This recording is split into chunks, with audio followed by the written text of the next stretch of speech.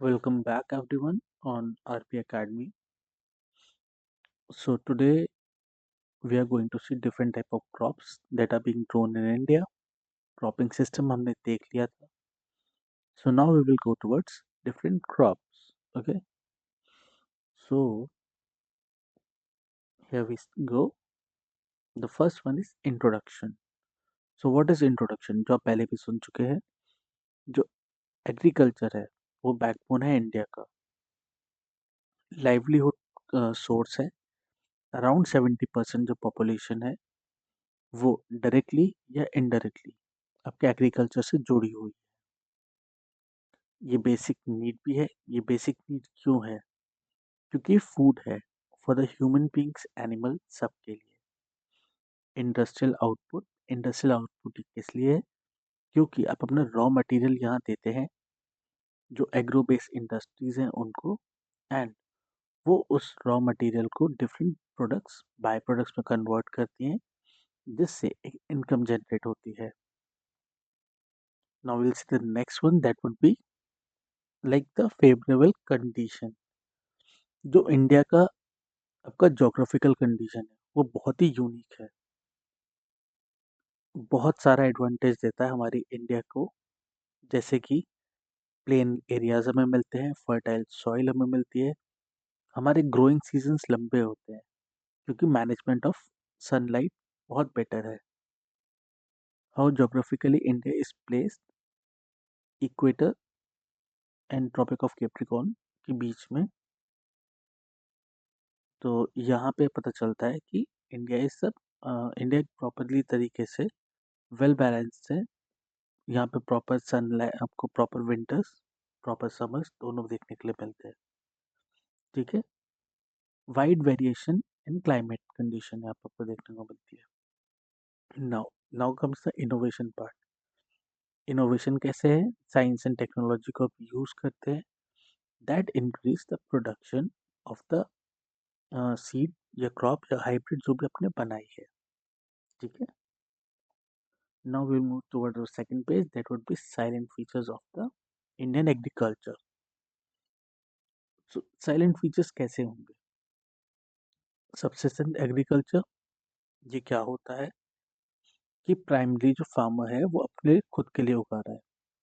ठीक है. इसको हम कैसे मान सकते हैं कि this type is also practice. ये सेंचुरी से, बहुत पुराने टाइम से प्रैक्टिस होता हुआ आ रहा है. ये अभी भी प्रिवेल करता है लार्ज पार्ट ऑफ इंडिया में. डिस्पाइट हम इंडिपेंडेंस हमें मिल गई या आज हम 2025 में हैं, तब भी ये चीज़ें हैं आज भी. इन चीज़ों को मैं आपको जल्दी पढ़ा रहा हूँ सो दैट जो हमारा मेन टॉपिक है उस पर हम जल्दी पहुँच पाए. ठीक है. Second one, pressure on population, pressure of population on agriculture. Like जैसे कि हम मानते हैं अर्बनाइजेशन इंक्रीज हो रहा है, इंडस्ट्रियलाइजेशन इंक्रीज हो रहा है. So about 70% of population remains directly and indirectly dependent on the agriculture. जो मैंने आपको पहले बताया था वही है. Now mechanisation in farming. Mechanisation क्या हुआ? आपका ग्रीन रिवॉल्यूशन जब स्टार्ट हुआ था. ठीक है. तो इसकी प्रोग्रेस को अगर हम देखते हैं तो ग्रीन रिवॉल्यूशन लेट 60s और 70s में स्टार्ट हुआ था. इससे क्या हुआ था? एग्रीकल्चर मशीनरीज और इक्विपमेंट आया था, एंड इनके आने के साथ इनका चैलेंज भी था. चैलेंज क्या था? कंप्लीट जो मैकेनाइजेशन है वो अभी भी बहुत पुरानी, बहुत दूर की ड्रीम है. दूर की ढोल सुहाने, बहुत दूर की चीज़ें हैं. अभी भी जो मैक्सिमम फार्मर्स हैं वो ट्रेडिशनल मेथड पे ही आपका अपनी फार्मिंग करते हैं. वो क्यों करते हैं? क्योंकि वो सब सब्सिस्टेंस एग्रीकल्चर के साथ जुड़े हुए हैं. अपने लिए पहले उगाते हैं, बाद में किसी और के लिए उगाते हैं. ठीक है. Fourth one that is dependence on monsoon. जैसे कि इंडिया एक बहुत ही बड़ी कंट्री है तो मान के चलिए सब, हर कोई मानसून के हिसाब से अपनी चीज़ों को ग्रो करता है. ठीक है. अब डिपेंडेंस ऑन मानसून के साथ अगर हम उसको 3 पार्ट में डिवाइड करें तो इरिगेशन लिमिट. इरिगेशन लिमिट क्या है? Despite rapid expansion of irrigation infrastructure in since independence, हम मानते हैं about 1/3 of the crop area जो इरिगेट होता है वो इरिगेशन वो आपके उससे होता है, इरिगेशन से। ठीक है। मॉनसून रिलायंट, अगर वन थर्ड आपका हो रहा है इरिगेशन, जो आप कहीं से पानी आप ला रहे हैं, कैनाल हुआ, आपका ट्यूबवेल्स हुआ, तो अब आप सोचिए टू थर्ड जो है, टू थर्ड डिपेंड कर रहा है मॉनसून के ऊपर। ठीक है। नाउ अनरिलायबिलिटी, जैसे कि करेंटली आप वेदर चेंज देख रहे हैं, La Nina, El Nina, different different and different आपके मॉनसून या डिफरेंट आपके आपके हरिकेन्स वगैरह जो आ रहे हैं इंडिया के अंदर, उसकी वजह से मॉनसून डिस्टर्ब हो जाता है। एंड अगर वो डिस्टर्ब हो गया है तो उससे क्या होगा, जो सर्टेन और अनरिलायबल फैक्टर्स हैं वो इफेक्ट करते हैं, जिसकी वजह से आपकी क्रॉप में आपको दिक्कतें आती हैं ग्रोइंग सीजन में या आपके हार्वेस्ट सीजन में। ठीक है। तो डिपेंडेंस ऑन मानसून यही आपको कहता है। आप इसे एक बार जल्दी से पढ़ भी सकते हैं, आप स्क्रीनशॉट ले सकते हैं। I am not going to put any mark over there. ठीक है। So now fifth one, variety of crop. Variety of crop कैसे, डाइवर्सिटी क्योंकि इंडिया में है। What is diversity? Different topography है हमारे पास, डिफरेंट टाइप ऑफ क्लाइमेट है, डिफरेंट टाइप ऑफ सॉइल है, जिसकी वजह से हम डिफरेंट टाइप ऑफ क्रॉप को ग्रो कर पाते हैं, ट्रॉपिकल और टेम्परेट दोनों रीजन के। ठीक है। ग्लोबल, अगर हम अपनी ग्लोबल स्टैंडिंग देखें इंडिया की, तो it is like very few country in the world जिनके पास इतनी वैरायटी होती है। So that is why we are lucky. And six हमारा जाता है predominance of food crop. So predominance of fruit crop is like priority, अगर हम इसकी देखते हैं।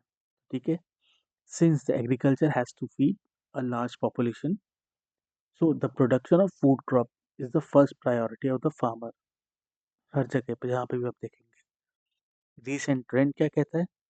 रीसेंट ट्रेंड ये कहता है कि जो share of land use for food crop वो नॉर्मली डिक्लाइन हो रहा है। वो डिक्लाइन क्यों हो रहा है? क्योंकि कमर्शियल एडवांटेज यूज उस पर लिए जा रहे हैं।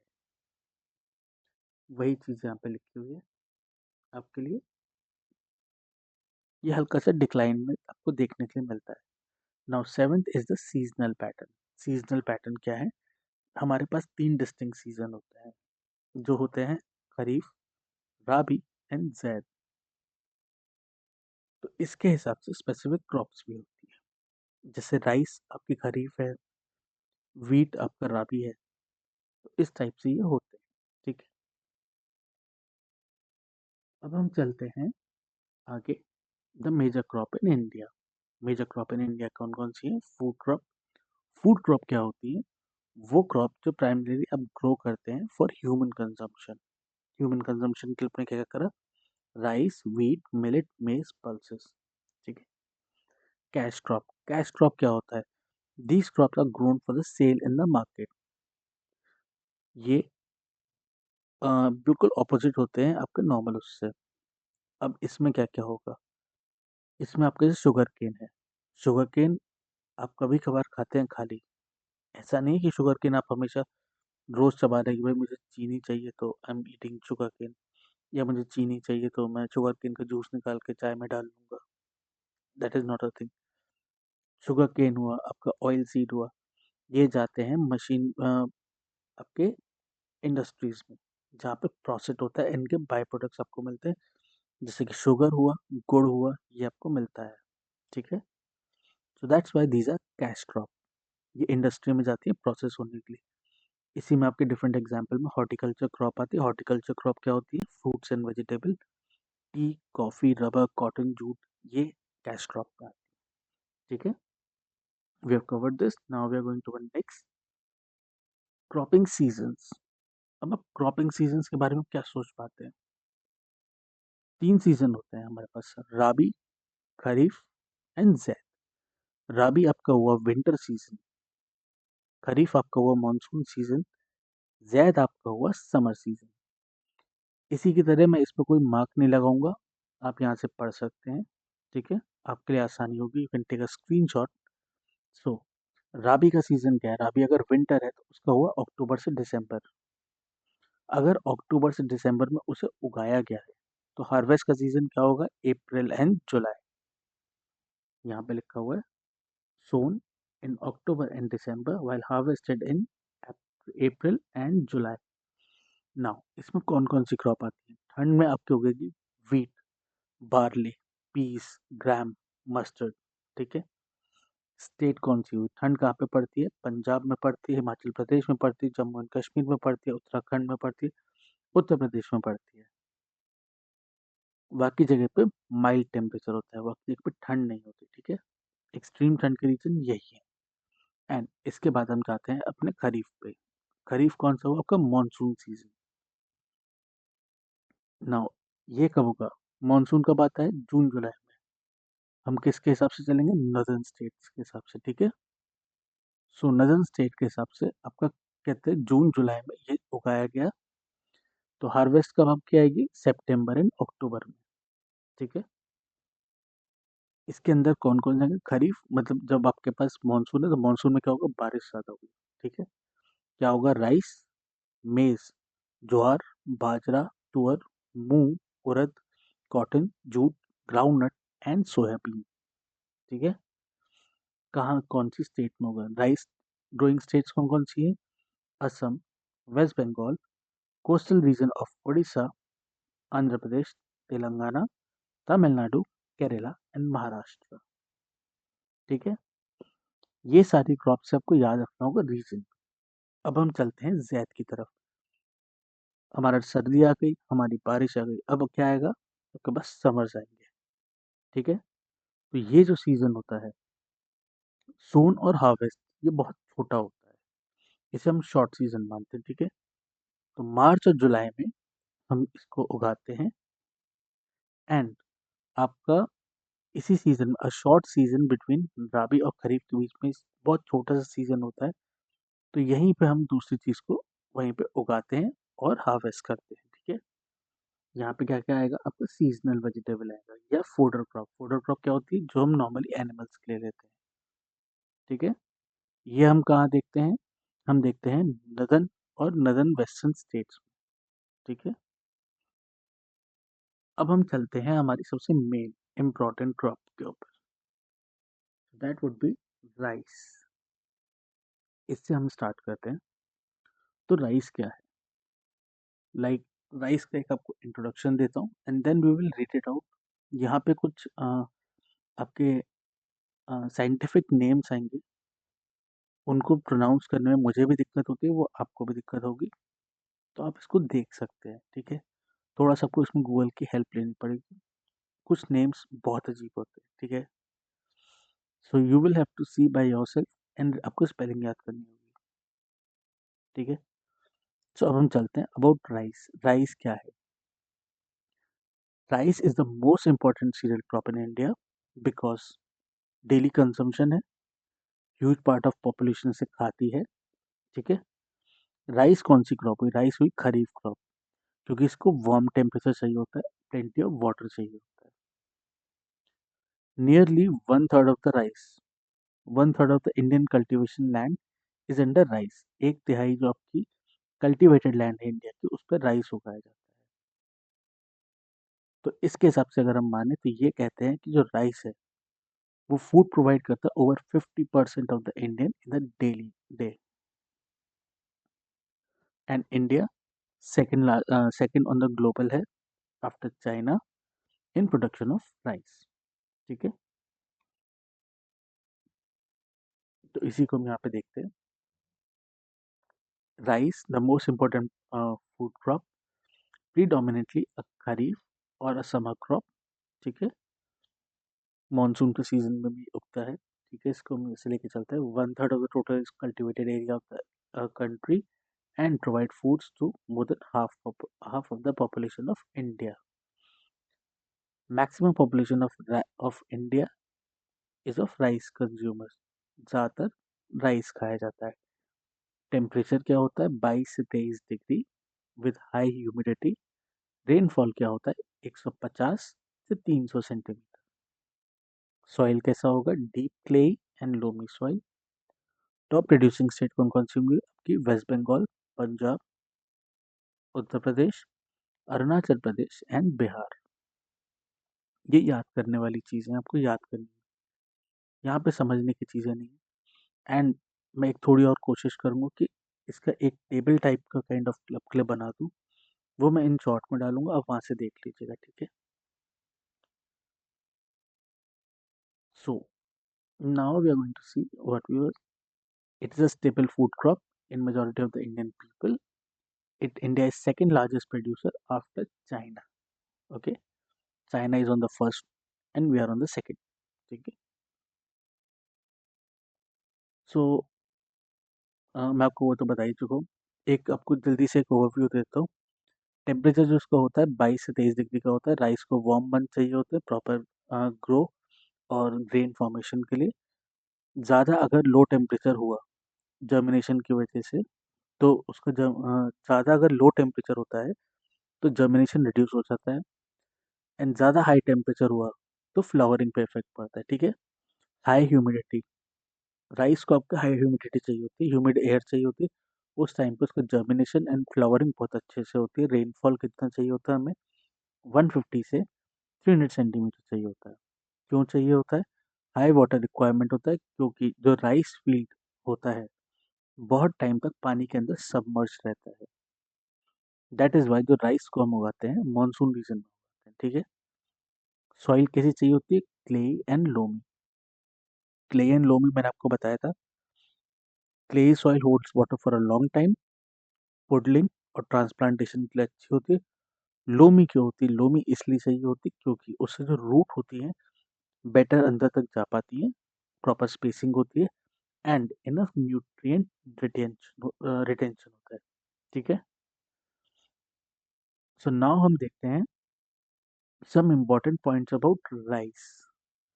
Rice belong to genus that is Oreaza या उसकी फैमिली है पोसी। आप इसको प्लीज आप देख सकते हैं।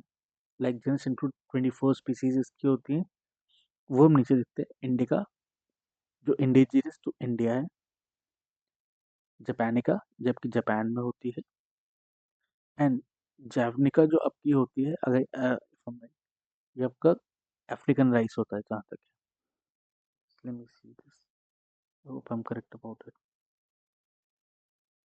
That's the Indonesian one. Sorry.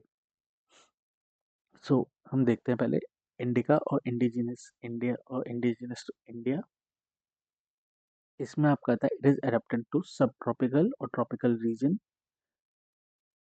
In India the variety are very tall, photosensitive, lodging, poor fertiliser responsive, moderate filling, late maturing, ठीक है।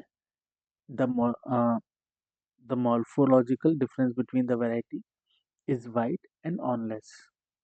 इंडिया की जो राइस की क्वालिटी होती है वो हल्का सा ऊंचा होता है, यू नो। लाइक जो इंडिका होता है आपका, इंडिका वो वेल सूटेड होता है ट्रॉपिकल क्लाइमेट के लिए, इसलिए बहुत ज़्यादा इंडिया में उगाया जाता है। प्लांट की अगर हाइट बताई जाए तो दैट इज टॉल। अगर टॉल है तो that is prone to lodging and अगर तेज हवा या विंड आई तो उसमें गिर सकता है। ये इसकी एक थोड़ा सा एक ड्रॉबैक है। जनरली इसको हम फोटो पीरियड कहते हैं, लाइक सेंसिटिव, बहुत सेंसिटिव होता है, फोटो सेंसिटिव। इसका काम क्या होता है? Like flowering depend on the length of the day. किस हिसाब से आपका डे का लेंथ है, लाइक कितना आपके पास सूरज आपके पास मिल रहा है, उसके हिसाब से उसकी फ्लावरिंग होती है। फर्टिलाइजर पे ये लेस रिस्पॉन्ड करता है, इसको फर्टिलाइजर नहीं चाहिए होता है, ठीक है। लेट मैच्योर होता है, मॉडरेट इसकी यील्डिंग होती है। Very wide genetic diversity, many varieties, like बहुत सारी वेराइटीज इसके अंदर होती हैं, looks and look very different. आप डिफरेंट डिफरेंट देखते होंगे कि बासमती आपके यहाँ आता है एंड आपके पास गोल्डन सेला आता है, तो ये डिफरेंट कैटेगरीज हैं राइस की जो हमारे यहाँ बनाए जाते हैं। सेकंड वन आपका आता है जापानिका। जापानिका आपको नाम से समझ में आता है ये कूल रीजन में फाउंड होता है।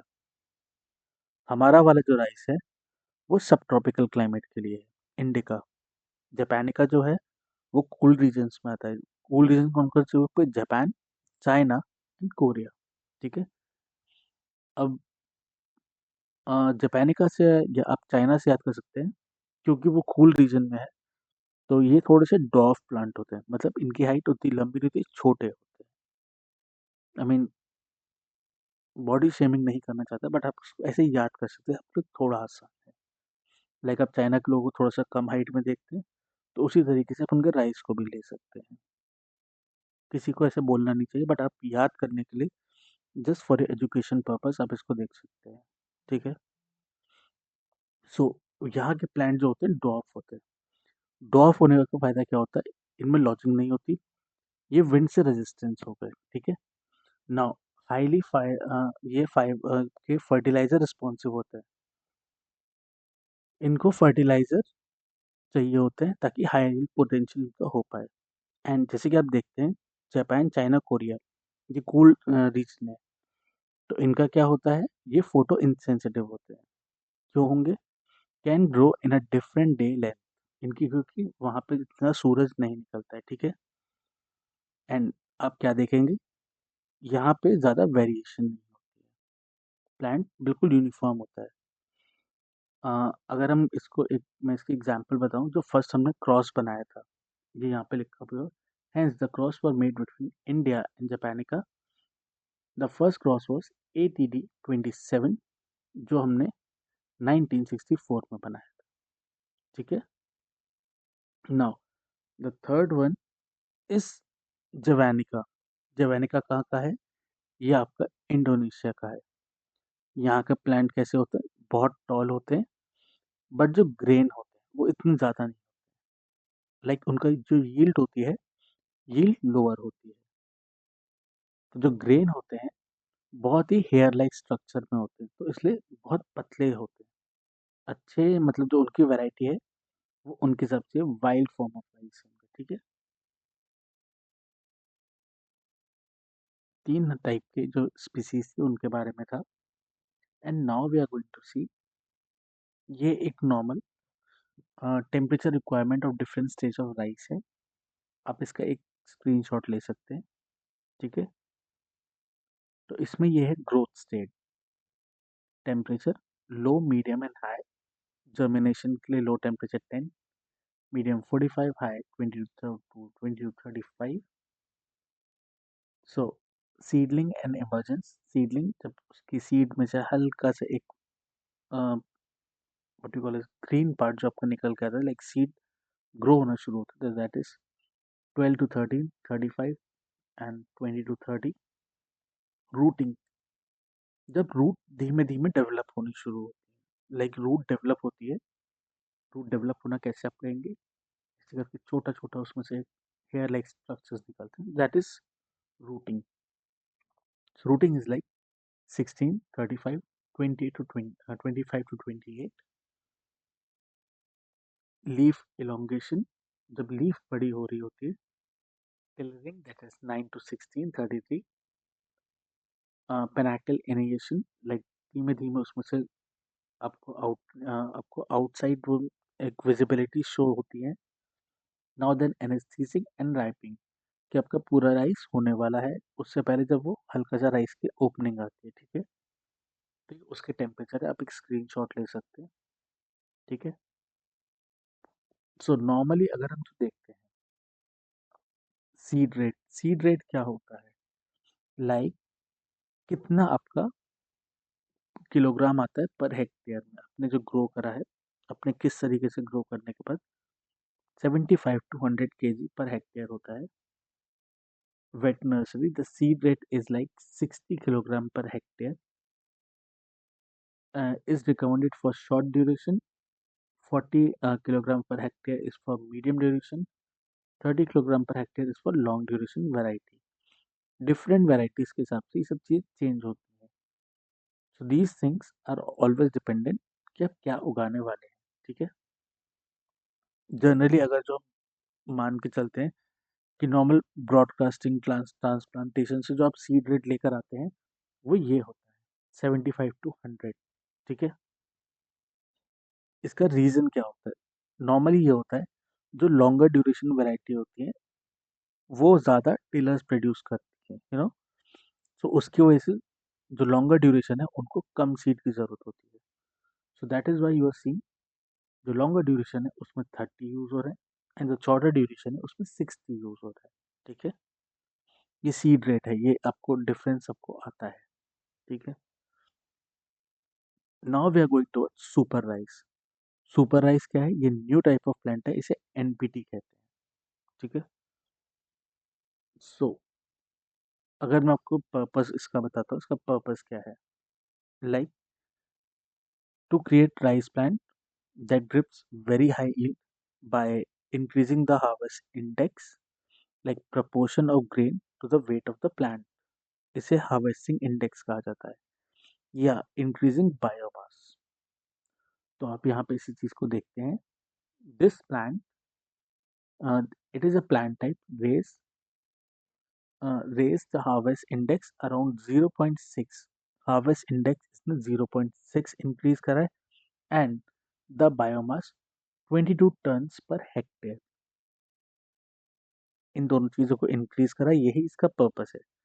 Such type of plant is expected to have a yield of 13 ton per hectare.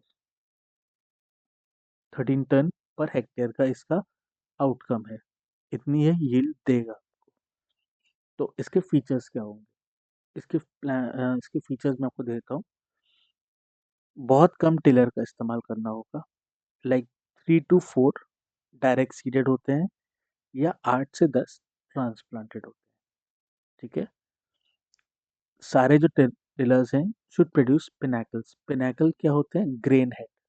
पिनाकल्स को आप ग्रेन हेड कहते हैं। ठीक है, each Pinnacle should produce 200 to 250 grains, that is very high potential, बहुत हाई पोटेंशियल माना जाता है। वो यहाँ पर आपका लिखा भी हुआ है। हाइट जो इसकी होती है, हाइट इसकी 90 to 100 होती है। 90 to 100, ये आपका यहाँ पे लिखा भी हुआ है। I am not going to write over there. And इनका काम क्या होता है? ये रेजिस्टेंट होता है मल्टीपल पेस्ट एंड डिसीजेस से।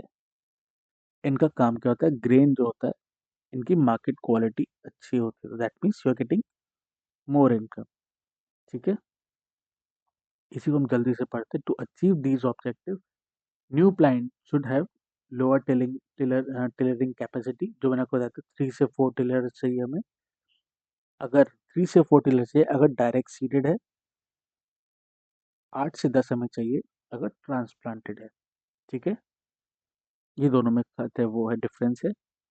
जो ईच पिनेकल, पिनेकल मैंने आपको क्या बताया था? Grain head. ग्रेन हेड, उसमें 200 से 250 ग्रेन होते हैं, and the plant with sturdy stem should grow up to 90 to 100 centimetre. It should have quality, it should have multiple disease and insect resistance quality. इनके अंदर होनी चाहिए मल्टीपल डिसीजेस से और इंसेक्ट से रेजिस्टेंस हो, एंड जो उनका ग्रेन प्रोड्यूस होता है वो एक्सेप्टेबल क्वालिटी होती है, that means you are getting higher, like higher income out of it. Now we are going to see aerobic rice.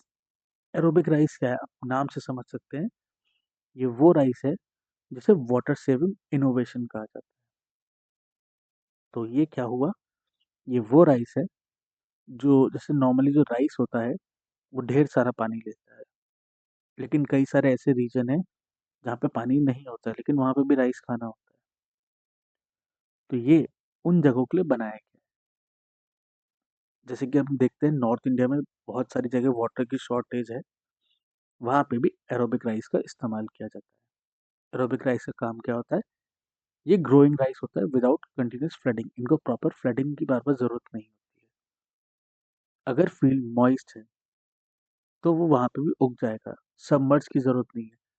ये बिल्कुल सिमिलर आपके व्हीट और मेज की तरह उगाया जा सकता है।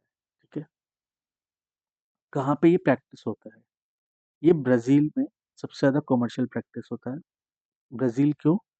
ब्राज़ील इज़ लाइक रीजन जो क्लोज टू इक्वेटर है, वहाँ पे गर्मी बहुत ज़्यादा होती है, तो इसीलिए वहाँ पे ये काम में आता है।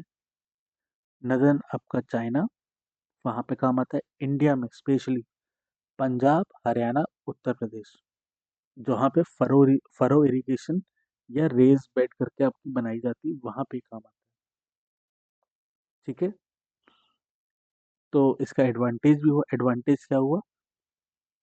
वाटर बचाता है, एंड मीथेन एमिशन इसमें से कम होगा क्योंकि इसमें पानी पूरे टाइम नहीं है। सूटेबल किसके हुआ? वाटर स्कार एरिया के लिए। ठीक है। अब एडवांटेजेस हैं तो उसके डिसएडवांटेज भी होंगे। डिसएडवांटेज क्या होगा? जो वीड उगती है उसको कंट्रोल करना बहुत ही चैलेंजिंग होता है। वीड उगेगी तो उनका काम क्या होगा? सॉइल न्यूट्रिशन को कहते हैं मैनेज करना। एंड जो वीड कंट्रोल के इसमें मेथड होते हैं वो आपको बहुत ज़्यादा लगाने पड़ते हैं। ठीक है। सो इसको हम जल्दी से now पढ़ते हैं। It is a new concept to further decrease water requirement of the rice production, commercially grown in Brazil and being pioneered by the fine farmer in the northern China. Northern China में भी use होता है. It is the heart of rice wheat belt in India, that is Haryana, Punjab, Uttar Pradesh. Innovative farmer have begun to grow rice aerobically under furrow irrigation and in the raised bed systems. ये हमने देखा था. मैं आपको पिछले से पिछले lecture में इन सब के बारे में पढ़ा चुका हूँ. तो हम थोड़ा जल्दी चलेंगे इस पे. Now, over the century, lowland rice has proven the remarkably anaerobic character. जो lowland rice पे होता है उनमें anaerobic character पहले ही होता है, वहां से हम इसको लेकर आए. The shift from anaerobic to aerobic. anaerobic जहाँ पे पानी है, aerobic जहाँ पे पानी कम है. ठीक है. System with the major consequences of weed की दिक्कत यहाँ पे आपको देखने के लिए मिलेगी. डिसीज एंड पेस्ट मैनेजमेंट, क्योंकि ये नॉर्मल आपके राइस से अलग हो गया. ठीक है. तो न्यूट्रिएंट्स भी चाहिए होंगे. सॉइल ऑर्गेनिक मैटर डायनेमिक्स भी बदल जाएगी. Green house emission and sequestration, जो मैंने आपको बताया था, मीथेन एमिशन कम होता है इसके अंदर. ठीक है. सो इससे क्या हुआ? The wheat control is a special is is an specially crucial issue not in most of the water saving irrigation technologies. तो यहाँ पे आपको वीट कंट्रोल एक बेटर तरीके से करना होगा, डिफरेंट आपको मेथड लाने होंगे. ठीक है. इसके बाद चलते हैं हम system of rice intensification. Yes, the system of rice intensification.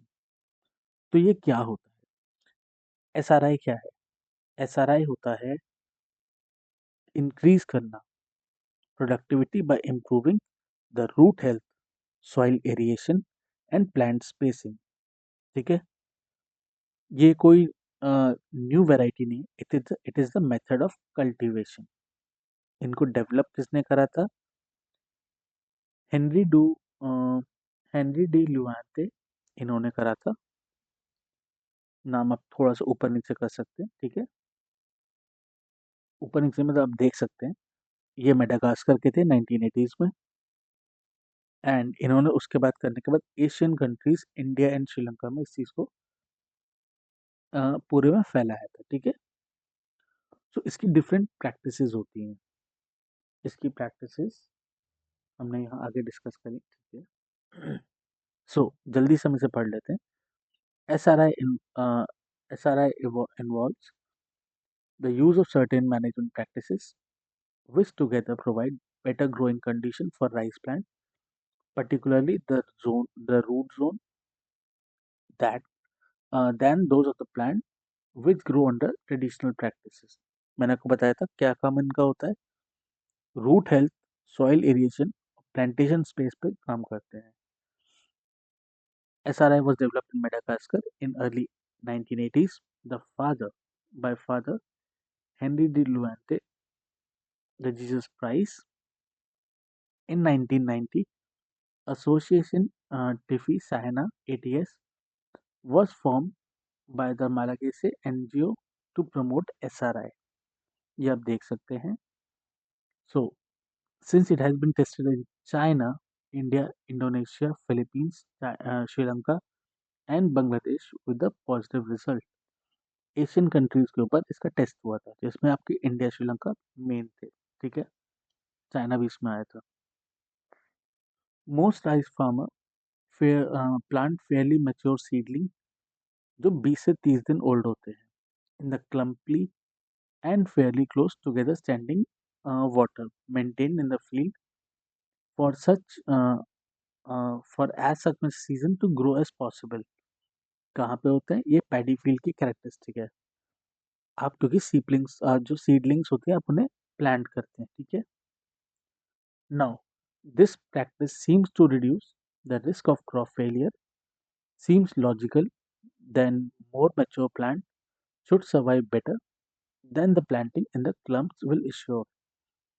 इसका कहना ये होता है कि जो यंग सीडलिंग्स होते हैं वो माइट भी उसको नहीं कहते अडेप्ट कर पाए, तो इसीलिए हम थोड़े से और जो मैच्योर होते हैं हम उन्हें लगाते हैं। क्यों? क्योंकि जितने आप मैच्योर होते हैं, लाइक इट्स ऑल अबाउट, जैसे ह्यूमन है, जितने आप मैच्योर होते हैं उतने ही आप समझदार होते हैं, एंड जितने आप समझदार हैं वैसे आप अडेप्ट कर सकते हैं। So this is what we see in crop also, in the rice also, कैसे उनको उगाया जाता है, ठीक है। So, and that the planting in the standing water means the plant will never lack water and weed will have little opportunity to grow। Plant हमारा पहले ही grow हो चुका है तो न्यूट्रिशन उसे मिलता रहेगा एंड वीड की बहुत कम अपॉर्चुनिटी है। नाउ इसकी 6 प्रैक्टिसेस होती हैं, लाइक 6 होती हैं। आपको पहला जो यंग सीडलिंग है, जल्दी से हम समझाते हैं। यंग सीडलिंग जो होता है that is 8 to 15 days। Young seedling recover जल्दी करता है फ्रॉम द ट्रांसप्लांटेशन शॉक, ठीक है। जो ओल्डर सीडलिंग होते हैं उनकी रिस्ट्रिक्टेड रूट होती है, लाइक आप अगर उनको देखेंगे तो उनका जो कहते हैं यील्ड है वो कम आती है अगर आप ओल्डर लगा रहे हैं। तो नॉर्मली माना गया है seedling are transplanted early, rice seedlings are transplanted when only the first to leave have emerged from the initial tiller or stalk, usually when they are between 8 से 15 दिन ओल्ड, ठीक है। 8 से 15 दिन ओल्ड के हैं जो आपके नॉर्मली जो हम उगाते हैं, जो नॉर्मल फार्मर उगाते हैं वो 20 से 30 दिन ओल्ड लगाते हैं, लेकिन जो इनकी टेक्निक है SRI वो है आपकी 8 से 15 दिन, ठीक है। Seedling must grow in the nursery in which the soil is kept moist but not flooded. आपको वहाँ पे फ्लडेड नहीं रखनी है, आपको उसे एक restricted moist soil के अंदर रखना है। The seed sac should be kept attached to the infant root because it is important energy source for the young seedlings। जो सीड सैक होता है उसको आपको रूट्स के आसपास रखना होता है, उसके अटैच होना चाहिए। उससे क्या होगा, उसको जल्दी ग्रो करने का टाइम मिलेगा। The young seedling should be planted carefully that the root tip is not left pointing upwards। जब भी आप कोई सीड लगाते हैं, सपोज करिए अपने एक सीड को, ये आपका ऐसा सीड है, इसकी एक शेप है, तो जब ये ग्रो हो रहा है तो जब यहाँ से इसकी एक रूट निकलती है तो रूट की कैरेक्टरिस्टिक होनी चाहिए कि वो नीचे जाए, रूट कभी ऊपर नहीं आनी चाहिए। रूट अगर ऊपर आएगी तो वो एक्सपोज हो जाएगी। Now we will see second one that is single seedling. Single seedling क्या होती है? प्लांटिंग सिंगल सीड पर हिल। लाइक पर हिल पे क्या होता है? हिल आपका जैसे कि ऐसे करके मैंने आपको शेप्स बताए थे जो आपके टेलर से बनते हैं, तो पर हिल के ऊपर यहाँ पे आपने एक को गाड़ा। अब एक को गाड़ने से क्या होगा, जो कंपटीशन है बिटवीन द प्लांट वो कम हो जाता है, क्योंकि पता है एक टॉप पे एक बैठा हुआ है, there is not second person जो उस टॉप के लिए कॉम्पिटिट कर रहा है। So one plant will get more sunlight, more water, more nutrition, that means more tiller. Okay, तो यहीं पे हम इसको देखते हैं। Seedling are planted singly rather than clumps of 2 or 3 or more। This means the individual plant have room to spread and to send the roots down। Roots उसके नीचे की तरफ जाएंगी, ample amount of space है उसके पास। They do not compete with the other rice plant for the space, light and nutrients in the soil, ठीक है। Now we will see the wider spacing. Wider spacing क्या होता है? 22.5 into 22.5 का एक area, 22.5 का एक स्क्वायर की तरह आप इसे मान लीजिए। ये स्क्वायर पैटर्न है। इसका काम क्या होता है? स्क्वायर पैटर्न में बहुत आसानी से वीडिंग हो जाती है। वीडिंग इज वेरी नॉर्मल, मतलब बहुत आसानी से इसमें हो जाती है। प्रॉपर आपके पास स्पेस है दो प्लांट्स के बीच में, आप वीडिंग आसानी से कर सकते हैं। क्योंकि आपने इतनी स्पेस दी है तो इससे क्या होगा? बेटर एयर सर्कुलेशन है, सब चीज़ें पास पास दी हैं, so the air circulation is better. And इतनी स्पेस है तो उसको ग्रो करने के लिए बड़ा स्पेस मिला है, that means the roots are bigger. Okay, तो यहीं पे हम इसे देखते हैं। Seedling are planted in a square pattern with the plenty of space between all of them in the all direction. Usually there's space between at least 20 to 22.5 into 22.5 centimeter. It helps vigorous root growth and more tillering. ठीक है? So the square pattern facilitate in situ incorporation of the weed by the conoweeder. Conoweeder आपकी एक technique है जिससे आप weeds को remove करते हैं, क्योंकि आपके पास एक प्रॉपर स्पेस है, तो उस स्पेस में वो कॉनोवीटर आराम से मूव करके जा सकता है। ठीक है? सो नाउ हम देखते हैं lesser seed rate. Lesser seed rate क्या होता है? 5 से 8 किलोग्राम पर हेक्टेयर का हमें इंक्रीज होता है, मतलब हमारे सीड बचते हैं। एसआईआर का जो मेथड होता है उससे सीड बचता है। तो क्या होता है, जो ईच प्लांट प्रोड्यूस कर रहा है वो ज़्यादा प्रोड्यूस करता है, एंड जो हम लोग को सीड लगाना पड़ता है, हमको सीड जो लगाना पड़ता है वो कम हो जाता है। ठीक है? SRI method requires much lower seed rate, that is 5 to 8 kilogram per hectare, than the traditional method, that is 75 to 100 kilogram per hectare. Okay, now अब क्योंकि हमने जो जो सॉइल जो अपने अपना सीड था वो हमने मॉइस्ट कंडीशन में रखा था, तो यहाँ पे यही बताता है आपको जो मॉइस्ट है, moist but not flood unflooded soil condition. तो इससे क्या होता है? मोर ऑक्सीजन रूट्स तक पहुंचती है, बेटर ग्रोथ मिलती है। ओकेजनल ड्राइंग ऑफ रूट्स, इससे क्या होता है? जो रूट्स होती हैं जिससे हल्का सा ड्राइनेस होगी, तो अगर बाई चांस ड्राइनेस हुई, ये आपका एक सीड है, या तो वो सीड वहीं पे मर सकता है, या फिर क्या करेगा, वो अपनी कैपेबिलिटीज को टेस्ट करेगा, and the roots will go deeper.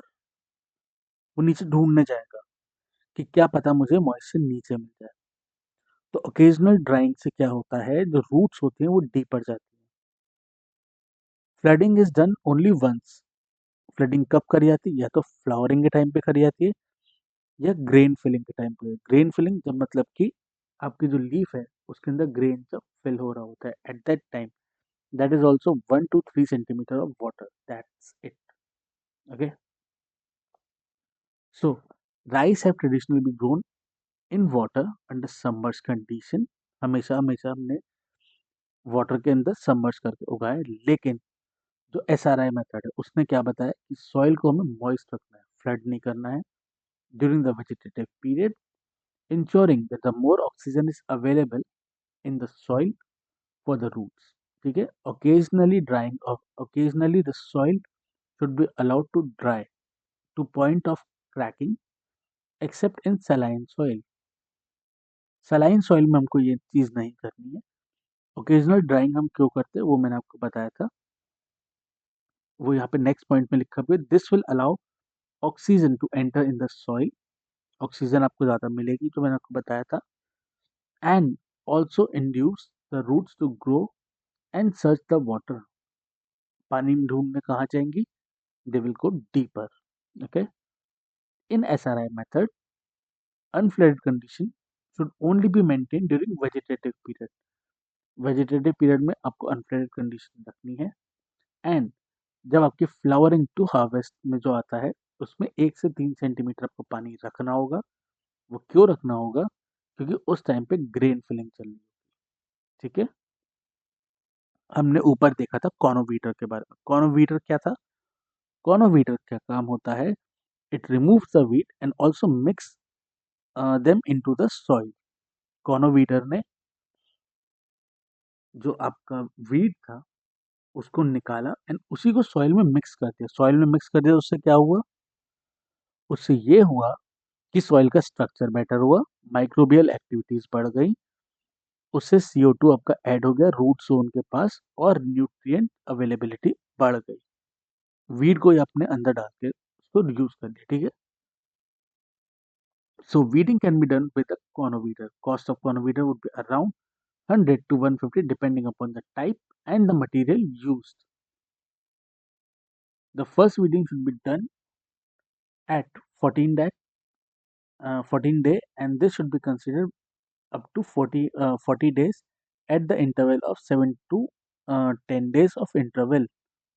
जो फर्स्ट वीडिंग आपकी होती है 14 डेज के ऊपर होती है, वो कंटिन्यू होती है 40 डेज तक, जो आपके 7 से 10 दिन के बीच के इंटरवल में कोई एक दो बार करनी होती है। एटलीस्ट 2 to 3 वीडिंग रिकमेंडेड होती है इसके लिए, ठीक है। इस प्रैक्टिस से क्या होता है, सॉइल स्ट्रक्चर बड़ा अच्छा होता है, सॉइल का एरिएशन बड़ा होगा, बढ़ जाएगा, क्योंकि काइंड ऑफ टेरेज की तरह ही होता है। Thus, the incorporation of the weed biomass into the soil gives the enrichment of CO2, जो मैंने आपको बताया था, near the root zone, increase the biological activity, क्योंकि आप मान के चलिए बायोलॉजिकल एक्टिविटीज ले, क्योंकि डिकम्पोजिशन का प्रोसेस शुरू हो चुका है।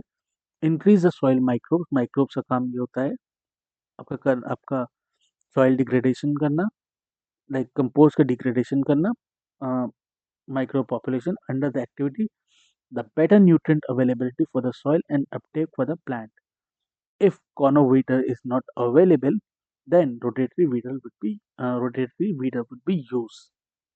तो ये डिफरेंट डिफरेंट आपके मतलब वीडर्स होते हैं, आप कौन से आपके पास है उस हिसाब से।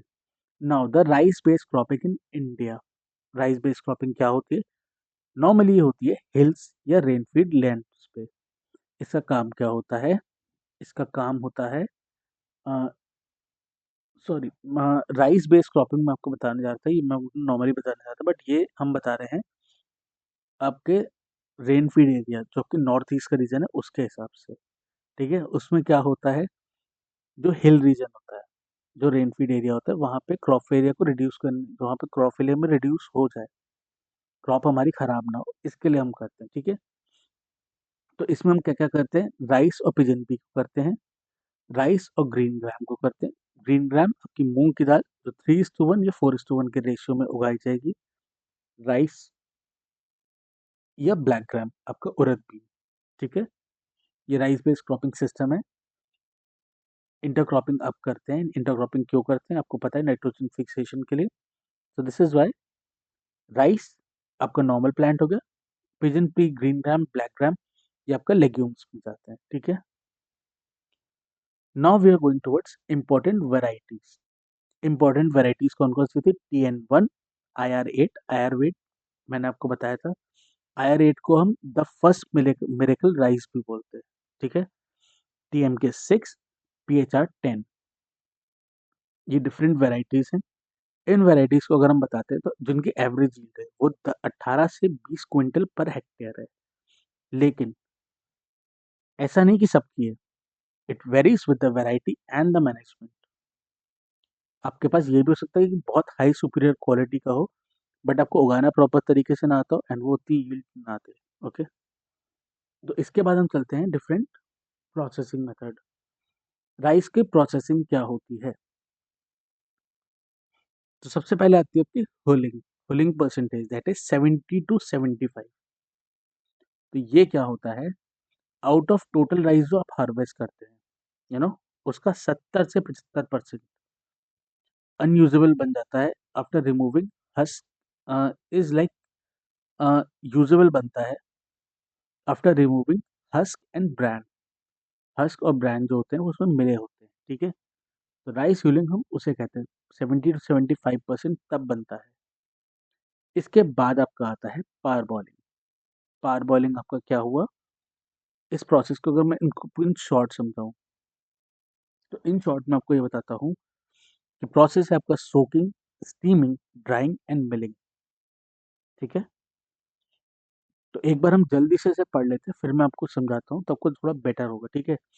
इन this process the rice is soaked, steamed and redried from before milling. Milling इसका फोर्थ स्टेप है, ठीक है। The advantages of parboiling: easy dehusking, low incident of pest and disease. By milling the raw rice, 80% fat and 18% of crude protein are lost, but the starch is increased by 5%. ठीक है। अब मैं आपको बताता हूँ इन शॉर्ट ये क्या चीज़ है। चार प्रोसेस इसके अंदर होते हैं, जो है soaking, seeming, steaming, drying and milling. Advantage क्या होता है, इससे राइस हार्ड हो जाता है, जो ब्रेकेज है वो कम होगा मिलिंग के टाइम पे, ठीक है। इससे क्या होता है, more nutrients stay inside the grain, pest attack जो होता है उसे रिड्यूस कर दिया जाता है compare to raw rice milling. अगर जो रॉ राइस मिलिंग अगर हम देखते हैं, उससे कंपैरिजन में 80% फैट और 18% आपका प्रोटीन का लॉस होता है, लेकिन जो स्टार्च कंटेंट है वो 5% से बढ़ जाता है, ठीक है। तो that is what parboiling is all about. Now we will go to but curing. Curing क्या आपका है, करिंग आपका है the new rice has a low swell capacity and tendency to yield a thick viscous gruel under cooking। जो भी आपका उसे कहते हैं, हम उसे कहते हैं जो उसको स्टार्च के फॉर्म में भी कह सकते हैं या उसको थोड़ा सा ग्रूअल कुकिंग कह सकते हैं। To overcome the above defect, the newly harvested paddy method must should have been developed to hasten the aging of the fresh rice। Rice की एजिंग करी जाती है, सच प्रोसेस इज कॉल्ड क्यूरिंग।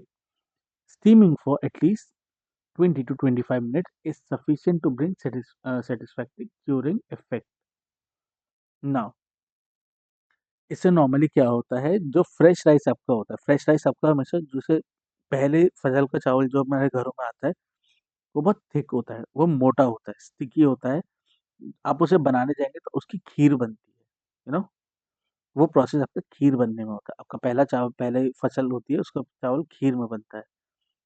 तो इसको करने के लिए क्या होता है, इसकी क्वालिटी इंप्रूव करने के लिए हम उसे स्टीम करते हैं 20 से 15 से 20 minute.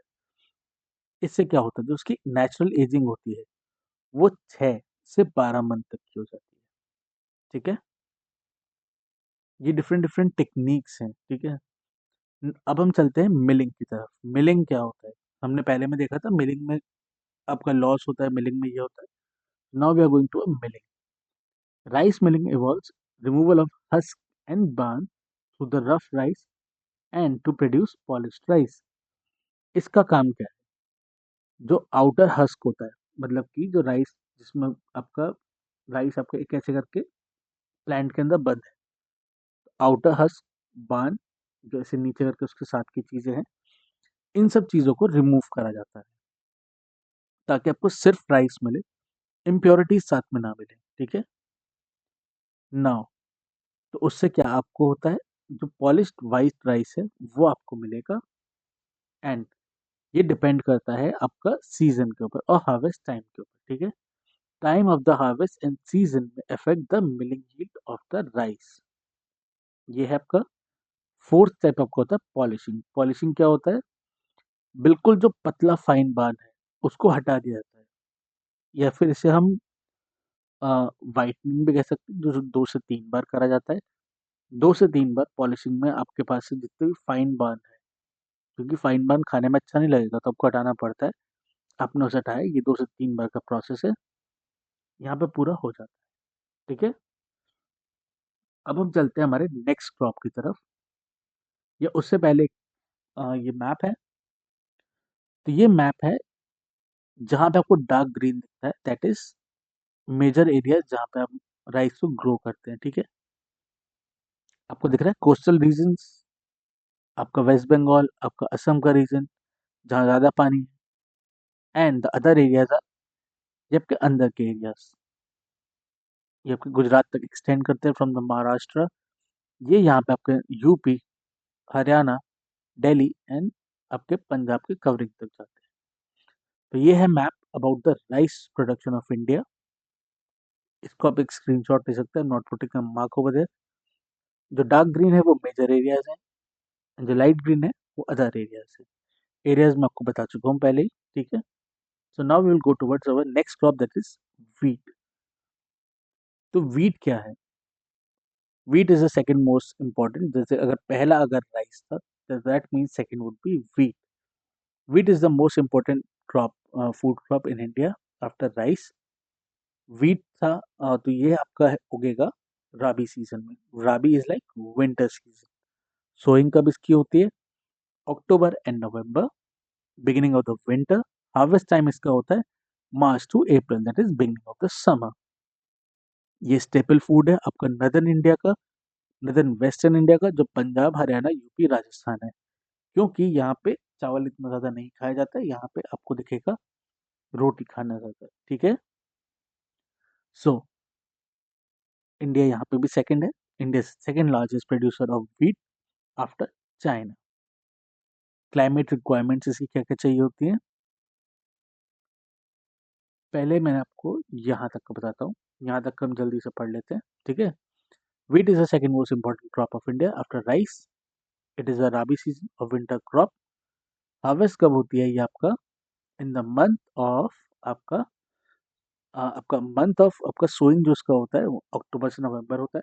That is sowing of the wheat begins in October to November and harvesting is done in the month of March to April. Okay, this is the staple food of million of the people of the India, particularly in the northern and northwestern region of the India.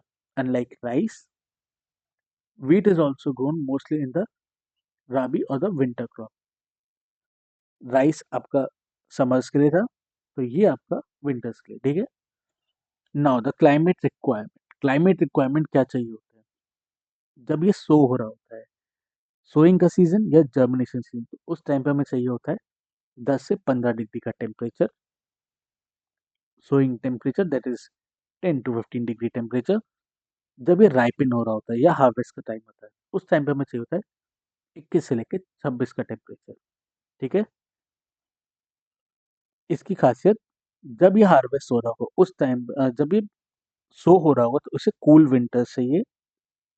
And जब इसका harvest का time होता है तो उसे bright sunshine, grain filling के time पे। Grain filling जब ये राइपनिंग के पास है, ठीक है। रेनफॉल कितना चाहिए होता है इसको?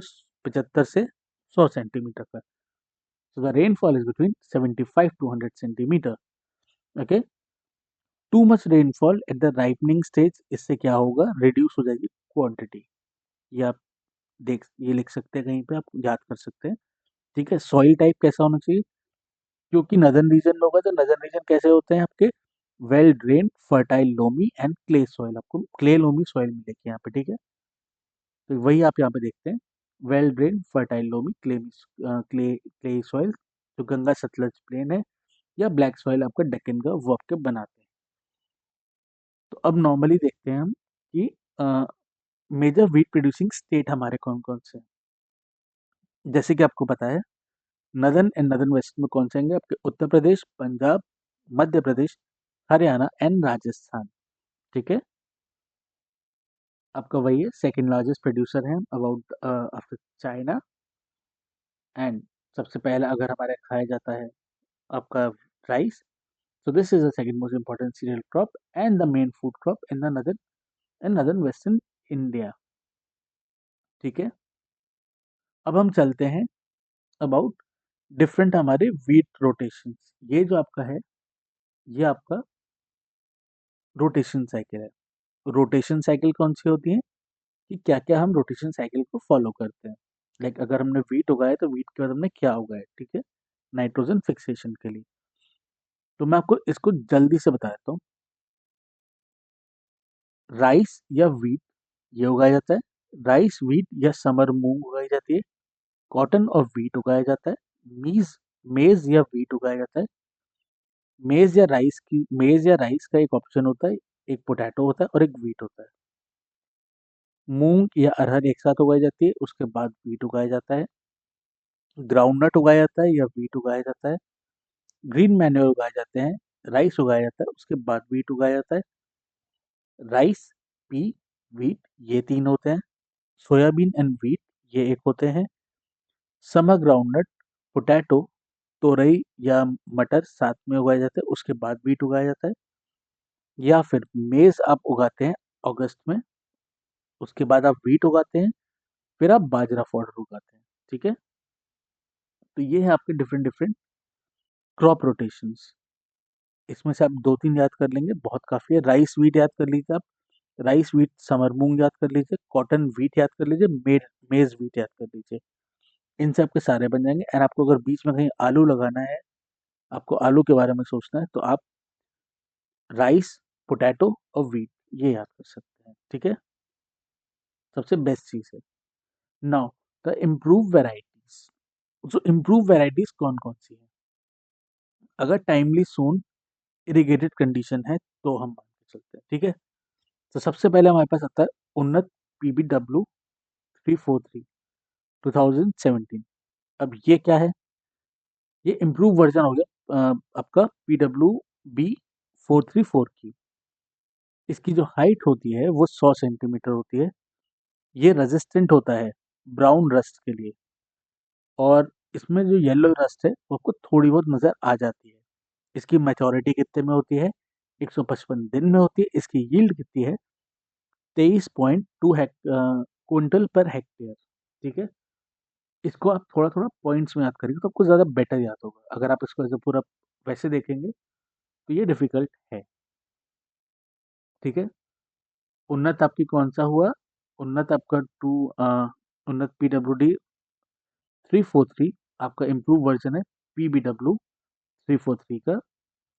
एवरेज इसकी हाइट होती है 100 सेंटीमीटर। ब्राउन रस्ट से ये रेज़िस्टेंट होता है, लेकिन येलो रस्ट इसमें देखा जाता है। मैच्योरिटी कितनी है? 155 दिन की। एवरेज यील्ड कितनी है इसकी? 23.2 क्विंटल पर हेक्टेयर। ठीक है?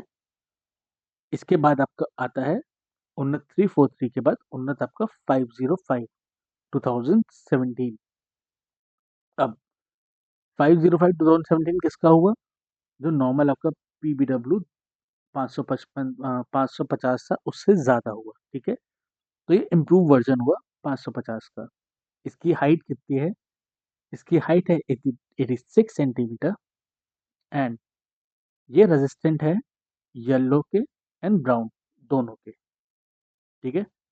343 ब्राउन के रेजिस्टेंट था, येलो से नहीं था। 505 ब्राउन और येलो रस्ट दोनों से है। ठीक है? इसकी मेजोरिटी जो आती है वो 145 डेज के अंदर आती है। इसके जो ग्रेन होते हैं, ग्रेन इसके बोल्ड ग्रेन कहते हैं। बोल्ड मतलब थोड़े से बड़े। तो एवरेज ग्रेन साइज जो इसका है वो बढ़ जाएगा। ठीक है? इसका सीड रेट होता है 45 केजी 1 एकड़ में लगते हैं। ठीक है? इसका सोइंग टाइम होगा सेकंड से लेके 4th week of November. Use of seed इसके इतने हैं, 45 KG seed per hectare. Second से लेके सेकंड से लेके 4th वीक ऑफ नवंबर में से लगाया जाता है। इसकी यील्ड कितनी आएगी? इसकी यील्ड आएगी 23 क्विंटल पर हेक्टेयर। ठीक है? एक सेकंड। हाँ, 23 क्विंटल पर हेक्टेयर। ओके? अब हम चलते हैं पीबीडब्ल्यू जेड जो आपका है 2017। जेड एन से आपको क्या लगता है? जेड एन अपने अपने अपने केमिस्ट्री टेबल में देखो, Z N is like zinc. ठीक है? तो इसमें क्या होगा? इसमें हायर जिंक कंसेंट्रेशन है। हायर जिंक कंसेंट्रेशन से क्या होता है? ये गुड फॉर न्यूट्रिशन होता है। ठीक है? तो जेड एन वाला जो आपका हुआ पीडब्ल्यू जेड एन, जिंक वाला आपका 103 सेंटीमीटर है, सबसे ऊंचा अभी तक हमने ये देखा है। ठीक है? इससे ऊंचा भी आता है 725, इससे ऊपर है। ठीक है? मैं ये नहीं कह रहा सबसे ऊंचा यही है। सो जेड एन इज लाइक इसके जो जो ग्रेन है, ग्रेन में जिंक कंसेंट्रेशन ज़्यादा है। ये ज़्यादा बेटर है ह्यूमन हेल्थ के लिए। एवरेज प्लांट जो इसकी हाइट है वो 103 सेंटीमीटर की है। ये रेजिस्टेंट है आपके ब्राउन रस्ट से। ठीक है? And moderately resistant to yellow rust. Yellow rust से हल्का बहुत है। तो हम ये मान के चलेंगे कि ये resistant only to brown rust है। येलो रस्ट अब इसमें हो सकती है, तो हम इसको मान के चलेंगे कि ये हो जाएगी। ठीक है? इसकी मेजॉरिटी कितने में है? 151 डेज में है। इसका एवरेज ग्रेन क्या है? 22.5 क्विंटल पर हेक्टेयर। ठीक है। इसके बाद आता है PBW 725 2015 में। इसका क्या है? ये है सबसे ऊंचा। इसकी एवरेज प्लांट हाइट जो है 105 सेंटीमीटर की है। मेजॉरिटी इसकी 145 डेज के अंदर आती है। ये येलो और ब्राउन दोनों रस से बचा हुआ है, इसमें नहीं होती। ये बहुत ही पॉपुलर है एग्रो फॉरेस्ट्री के, आपके उसके हिसाब से एग्रो फॉरेस्ट्री के को मद्देनजर रखते हुए। ठीक है। एंड इसकी जो यील्ड है 22.9 क्विंटल पर हेक्टेयर है। ठीक है। Variety is suitable for growing under population plantation. Population plantation, that means it is good for popular based agroforestry. Okay. So now we will see late sown और irrigated condition. ठीक है। ये हमारी कौन सी conditions थी? ये हमारी थी टाइमली सोन इन इरिगेटेड कंडीशन। अब हम चलेंगे हमारा लेट सोन इरिगेटेड कंडीशन की तरफ। तो यहाँ पे आपका आता है PBW 752 2019। इसकी एवरेज प्लांट हाइट जो होती है वो होती है आपकी 89 सेंटीमीटर। ठीक है। मैच्योरिटी इसकी आती है 130 दिन में। एंड खासियत क्या होती है? मीडियम डेंस इसके ईयर होते हैं। रेड लेग्यूम्स इसके अंदर होते हैं, रेड ग्लूम्स इसमें होते हैं। ये रेजिस्टेंट होता है येलो और ब्राउन रस्ट से। एवरेज यील्ड इसकी होती है 19.2 क्विंटल पर हेक्टेयर। ओके। अब इसको हम देखते हैं, इसके साथ जो दूसरा इसके साथ है वो है PBW 685 जो 2013 का है। इसका काम क्या है? The average plant height 85 centimetre की है इसकी। मेजॉरिटी इसकी 133 दिन में आती है। रेजिस्टेंट है ये येलो रस्ट के उसमें, ब्राउन रस्ट से भी, एंड लीफ ब्लाइट से भी। इसमें आपको लीफ ब्लाइट से भी रेजिस्टेंस देखने के लिए मिलती है। ठीक है। एवरेज ग्रेन इसका जो यील्ड आता है वो आता है 17.6 quintal per hectare. Okay. So now we are going to see agronomic practices for irrigated condition. अब नॉर्मली क्या होता है? फील्ड कैसे प्रिपेयर करा जाता है? प्रिपरेटरी टिलेज कैसे होता है इसका? तो जैसे कि मैंने आपको बताया था, हमारे पास एक मशीन होती है हैप्पी सीडर। दो लेक्चर्स पहले मैंने आपको बताया था हैप्पी सीडर के बारे में या सुपर सीडर के बारे में। उसका काम क्या होता है पहले हम या तो एक बार पढ़ लेते हैं, फिर मैं आपको बताता हूँ। That would be more easy.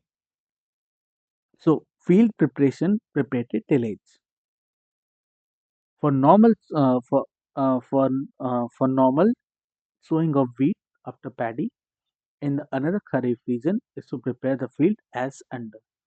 जैसे कि हम जानते हैं, हम बार बार आपको बताते हुए आए हैं, जब राइस उग जाता है तो राइस के बाद हम वीट को उगाते हैं। ठीक है। तो अब ये मान के चलिए कि अभी आपका एक फील्ड है, सॉरी विद दिस, या इसी को हम एग्जाम्पल ले सकते हैं। एक हमारे पास फील्ड ऐसे खड़ा हुआ है, उस फील्ड पे हमने राइस जो है हमारा हार्वेस्ट होने के लिए लगा हुआ है। ठीक है। अब कुछ नहीं करना, हमें हार्वेस्ट में यहाँ से निकालना है एंड हमें राइस के सीड्स यहाँ से मिल जाएंगे। ठीक है। राइस हार्वेस्ट हमारी तैयार हो चुकी है। नाउ जो हैप्पी सीडर का काम है, हैप्पी सीडर क्या करेगा? हैप्पी सीडर इस पे से चलता हुआ जाएगा एंड वो यहाँ से जो हार्वेस्ट लगी है उसे काटेगा। जो भी बचा हुआ होता है लेफ्ट ओवर हम कहते हैं उसे स्ट्रॉ। जो स्ट्रॉ होता है वो उसको एकदम बारीक करेगा एंड इसी फील्ड के ऊपर डालता हुआ चला जाएगा। एंड जब वो इसी प्रोसेस में यहाँ पे डाल रहा होगा, उसी टाइम पे आपका हैप्पी सीडर जो होता है, जो यहाँ पे लिखा है हैप्पी सीडर या सुपर सीडर, वहां पे आपने अपने जो उसके जैसे कि मान के चलिए उसका एक टूल पीछे लगा हुआ है, उसके अंदर आपने टिलेज भी चल रहा है एंड उसके अंदर आपने अपने सीड्स को डाल रखा है, आपके वीट के सीड्स को। तो यहाँ उसने हार्वेस्ट करा, आपका डिकम्पोजिशन के लिए आपके स्ट्रॉ को डाला एंड यहीं पे उसने टिलेज भी करा एंड साथ में आपके वीट को सो करता हुआ भी चला गया। तो इसे कहते हैं कंबाइंड हार्वेस्टिंग। ओके, सो इसी को हम देखते हैं पैडी स्ट्रॉ रिटेन। इसका काम क्या होता है? स्ट्रॉ रिटेन जो होता है वो कंबाइंड हार्वेस्टिंग से बनता है। आपने क्या करा, चॉप करा स्ट्रॉ को, जो पैडी स्ट्रॉ आपके पास था उसको चॉप करा, स्प्रेड कर दिया। स्प्रेड करने के बाद आपने टिलेज करा तो क्या हो गया, वो मिक्स हो गया सॉइल के अंदर। ये किससे आपने करा है? हैप्पी सीडर सुपर सीडर से। ये सो भी करते गए डायरेक्टली वीट को स्टैंडिंग स्टबल के अंदर। ठीक है, बेनिफिट क्या हुआ? सॉइल की हेल्थ इंप्रूव हुई, यील्ड बढ़ी, लेकिन 4 साल के अंदर। This process take 4 year. ठीक है, तो इसके साथ क्या हुआ, आपने 20 किलो जो यूरिया पर एकड़ आपने डालना था वो भी आपने बचा लिया, लेकिन ये भी कब बचा? 4 साल, 4 साल के बाद।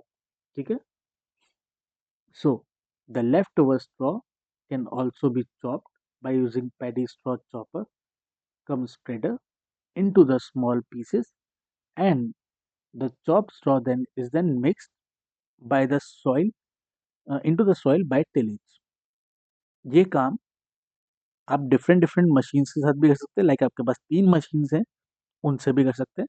बट जो कंबाइंड हार्वेस्टिंग होती है उसके लिए कंबाइंड हार्वेस्टर आता है जिसका नाम हैप्पी सीडर या सुपर सीडर है। ठीक है, wheat can also be grown in the combined, like fitted into PIU super SMS harvested field with the happy seeder or super seeder is in the standing paddy stubble। जो paddy के stubbles खड़े हैं उसको हटा के वहां पे ये पूरा प्रोसेस जल्दी जल्दी करके कर देगा। ठीक है, incorporation of paddy straw and its retention through happy seeder for more than 3 years। जो मैंने आपको बताया था हायर यील्ड आपके पास कब आएगी, आपके पास प्रॉपर डिकम्पोजिशन कब होगा? 4 साल के बाद, जब आपने इस प्रोसेस को करा है। क्योंकि decomposition takes time, it takes around 4 years। Okay, so help in the increasing of wheat productivity, improving the soil health. From the fourth year onward, 20 kg urea can be saved per hectare। 20 kilogram urea आप बचा पाते हैं per hectare 4 साल के बाद। ठीक है, now the second one is the B, paddy straw remove. अब नॉर्मली क्या है, आपने जो वो करा, कट कर दिया स्ट्रॉ को, लाइक स्टबल, जो स्टबल शेवर होता है, जैसे कि आप मान के चलिए यही आपकी स्ट्रॉ खड़ी है, मतलब आपका फील्ड है, आपने यहाँ पे से खेती मतलब जो हार्वेस्ट है वो हटा लिया। हार्वेस्ट कर क्या हुआ, ऐसे करके आपके स्टबल खड़ा हुआ। स्टबल को आप मान सकते हैं एक नॉर्मल आदमी की मुस्टैच की तरह। आपकी जो शेव है, आपको शेव करनी है, तो now the stubble shaver. Stubble shaver का काम क्या है? नॉर्मल शेवर का काम क्या होता है, ये ऐसे चलता हुआ जाएगा, तो क्या करेगा, जो ड्रॉ, जो आपकी कहते हैं आपकी जो ये था जो आपका कहते हैं आपका ये जो प्लांटेशन जो आपके स्टबल बचा हुआ है, इसने स्टबल को शेव कर दिया। स्टबल शेव करें, स्टबल पड़ा हुआ है यहीं पे। अब 2 से 3 बाद, 2 से 3 जब वो स्टबल धूप में सूख चुका है, तो जो स्ट्रॉ बॉलर होता है उससे अब हम क्या करेंगे, इसको छोटा छोटा काट लेंगे। डिस्क हरो या प्लांटिंग या इन सब प्रोसेस से अब हम इसके अंदर यहीं पे मिनिमम टिलेज करके हम इसको वापस अंदर कर देंगे, जिसकी वजह से अ, ये सॉइल का मॉइस्चर रिटेन कर रहा है क्योंकि कट के ऊपर पड़ा हुआ है। ठीक है, ऊपर पड़ा हुआ, तो जो मैंने आपको बताया था, इससे क्या होगा, सॉइल के अंदर मॉइस्चर अच्छे से रहेगा। टिलेज यहीं से स्टार्ट कर दिया आपने, टिलेज के लिए कौन सा स्टार्ट किया, डिस्क हॉरो यूज कर लिया, या प्लैंकिंग आपने यूज कर लिया, या एक कल्टीवेटर आपने पास कर दिया, तो उसने क्या वो करा, मिक्सिंग कर दी, एंड वो चीज़ पूरा आपका फिर से टिलेज होकर नॉर्मल आपके पास लैंड प्रिपरेशन शुरू हो गई। ठीक है, आप चीज़ों को यहाँ पे ग्रो कर सकते हैं। थोड़ा सा ये टेक्निकल है, मतलब थोड़ा सा, ये थोड़ा ज़्यादा है, एक बार पढ़ लेते हैं। The leftover straw can be cut by using stubble shaver and collected after 2 to 3 days. Sun drying by using straw baller। Normally हमने काटा, 3 से 4 दिन वो ड्रॉ हुआ, वो ड्राई हुआ, ड्राई होने के बाद स्ट्रॉ बॉलर से आपने उसे इकट्ठा कर लिया। ठीक है, कलेक्ट कर लिया। अब Straw waller collect the straw and compress it into the form of balls. इसने नॉर्मली इसको इकट्ठा करा, कंप्रेस करना है, आपने क्या करा, इसने अपने अपने इसको फील्ड के ऊपर डाल दिया.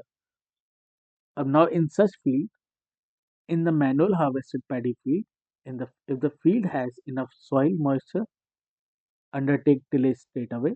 अगर इनफ मॉइस्चर है उस जगह पे तो आपने टिलेज को डायरेक्टली कर दिया.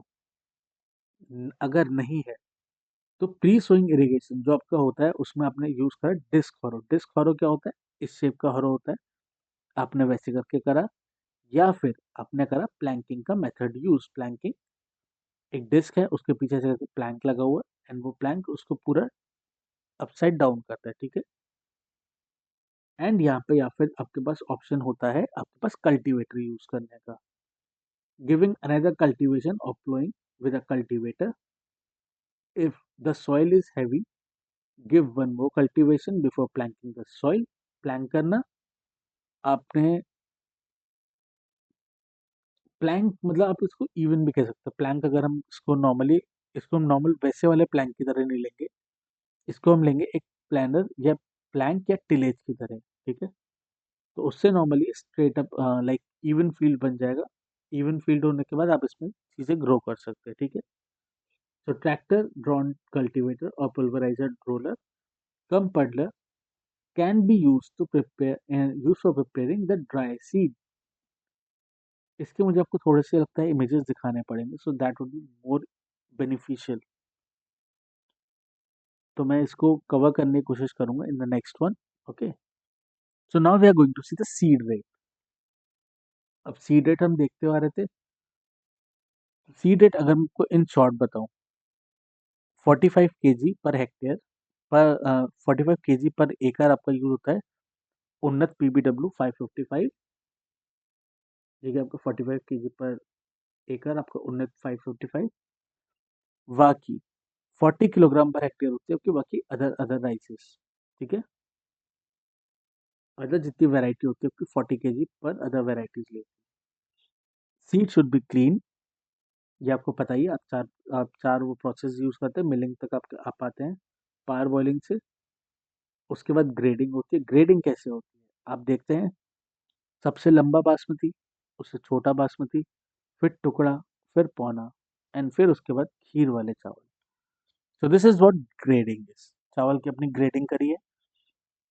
तो जो नॉर्मल सोइंग वाले होते हैं जिनको आपने नॉर्मल सो करा है उनकी यील्ड आती है आपकी 100 किलोग्राम पर हेक्टेयर की. वो जो लेट सोइंग या ब्रॉडकास्टिंग मेथड से आपने करें उनका आता है 125 kilogram per hectare.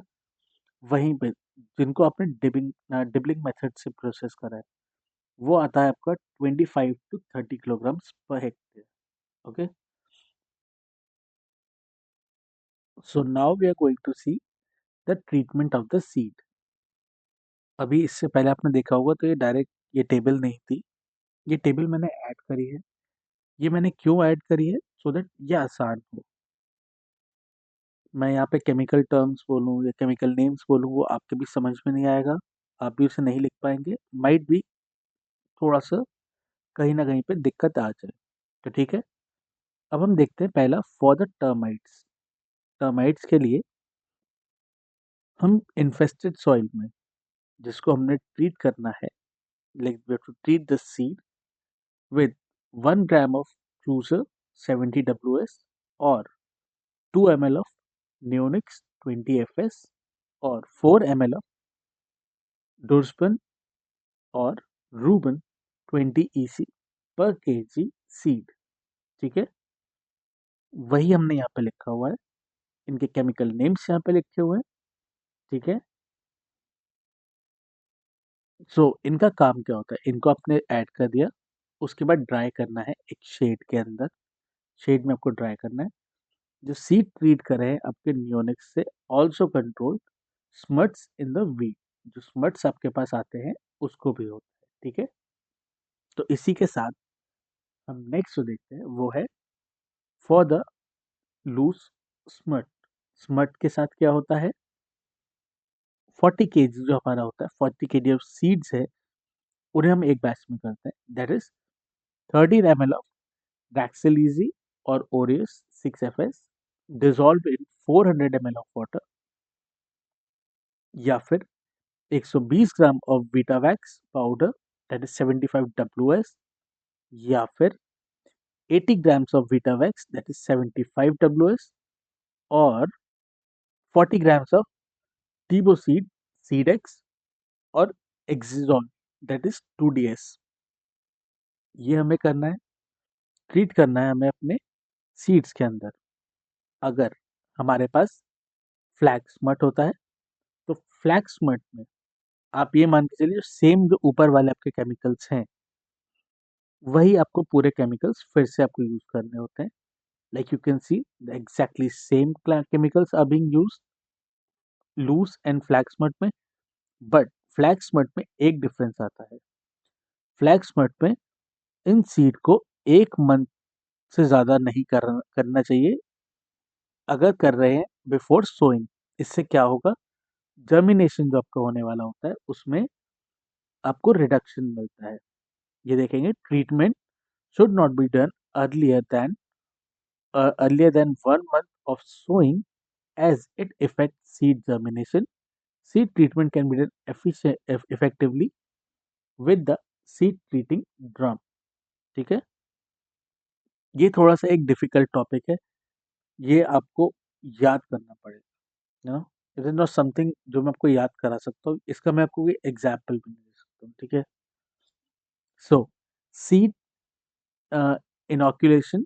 Seed inoculation में क्या होता है, आप 500 ग्राम ऑफ कंसोडियम ओआर यूज करते हैं, या 200 ग्राम ऑफ एजिटोबैक्टर यूज करते हैं, या 250 ग्राम ऑफ स्ट्रेप्टोमाइसिल से आप यूज करते हैं। इसको कैसे करते हैं, मिक्स करते हैं 1 लीटर ऑफ वाटर में ऑन द 2 का फ्लो। उसके बाद इनको छोड़ दिया जाता है शेड के अंदर जहाँ पे इनको ड्राई होने दिया जाता है, एंड उसके बाद इनको डायरेक्टली सो करने के लिए हम डाल देते हैं, उनको डायरेक्टली सो इन के चला जाता है। यहाँ पे हम बायो फर्टिलाइजर का यूज करते हैं जिसकी वजह से इम्प्रूव हेल्थ या सॉइल की हेल्थ आपकी इम्प्रूव होती है। ठीक है, नाउ ये यहाँ पे है, इसे केमिकल नेम्स यहाँ पे आप इसका स्क्रीनशॉट ले सकते हैं, that would be easy. Okay, I am not putting a mark over here. Now pre emergence of weedicide use. इसमें क्या क्या होता है, प्री इमर्जेंस वीडिसाइड आपका स्टॉम एंड पेंडामेथिलीन होता है आपका। आप नाम प्लीज एक बार देख लीजिएगा। Post emergent isoproturon and sulfosulfuron, इसका ऐसा नाम है, इसका यूज होता है। I cannot make the names easy for you, I am sorry with that. Now we are going towards irrigation stages of wheat. So अगर मैं आपको बताऊं, सबसे पहला CRI crown root initiation, that is 25 dash dash equals to days after sowing. ठीक है, ये सबसे क्रिटिकल स्टेज होती है, it is the most critical stage. Second आता है आपका टिलरिंग। टिलरिंग आपका 40 डेज से 45 डेज के बीच में होता है। इसका जो डैश हुआ, इसका डैश हुआ आपका 42 डेज का। ठीक है, 42 का डैश है, लाइक 21 का डैश इसका है तो 42 का डैश इसका है। ठीक है, अब ये क्या होता है, इस टाइम पे आपके शूट्स का फॉर्मेशन हो रहा होता है। ठीक है, इस टाइम पे आपका शूट इवॉल्व हो रहा होता है।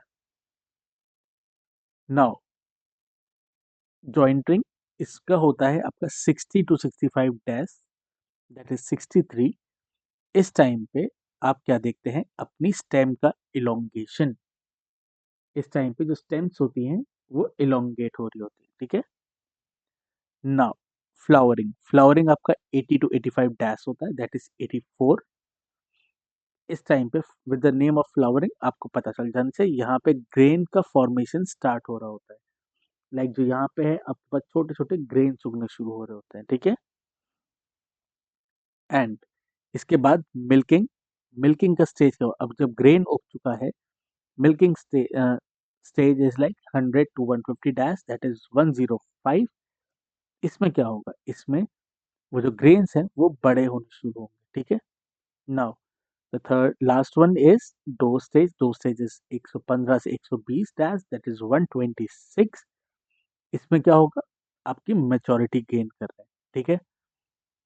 अगर आपको एक बहुत अच्छी ट्रिक समझनी है, लाइक कैसे, अगर हमें याद करना है इसको, so all stages are multiple of what you call is 21। 21 का आप इसमें मल्टीप्लीकेशन कर सकते हैं एंड यू विल फाइंड कि आप बिल्कुल सही जा रहे हैं। ठीक है।